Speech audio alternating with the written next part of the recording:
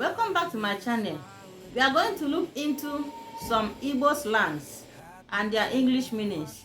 Igbos, they have many slangs. At times, all these slangs, they use it to make themselves happy. So let's start. Another Igbo slang is hapụ onye ọ bụ okoko. Hapụ onye ọ bụ okoko. Hapụ onye ọ bụ okoko. When someone tells you hapụ onye ọ bụ okoko in Igbo slang, it means leave the person. The person is foolish. I don't want to compete because of Facebook. Nna keije. Nna keije. Keije. Keije. Kencha bomo. Keije. Keije. Nna keije. Biaja keije. Kencha bomo. Ken came last. It means what's up? What's up? Nna keije. Nna kencha bomo. Ken came last. It means what's up? What's up in English? What's up? What's up? What's up? Ken came here last. Ken chabomo. It means what's up in English. Then lastly for now, this one is the abokara woge nwo. Bakara woge nwo. Bịa dị anyị gbakwara ọgwụ gị nwụọ o. Gwakwa ya gbara ọgwụ ya nwụọ o. Gbara ọgwụ gị nwụọ. Otu a m na-ekwu ihe a kịta gbara ọgwụ gị nwụọ. Gbara ọgwụ gị nwụọ. Amaghọ otu ndo nwere ọgwụ onye ahụ na-anwụ. Bịa dị anyị gbara ọgwụ gị nwụọ o. Ịmakwa onye mbụ gbara ọgwụ gị nwụọ.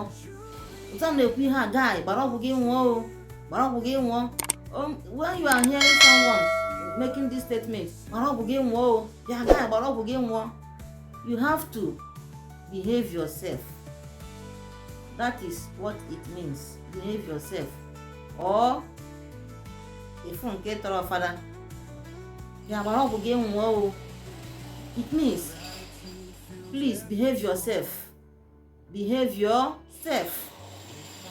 Then when someone is telling you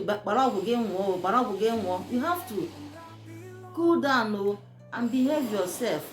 That is what it means. Because the person telling you that person is already in action. So that person is about to give you woto woto. Person has already charged to give you woto woto. So you have to behave yourself. That is what it means. So all these things are Igbo slangs. Most especially you hear it among the younger ones, among the youth. So whenever they are speaking it, maybe in their midst or in the park or anywhere, they may be saying something that is bothering them.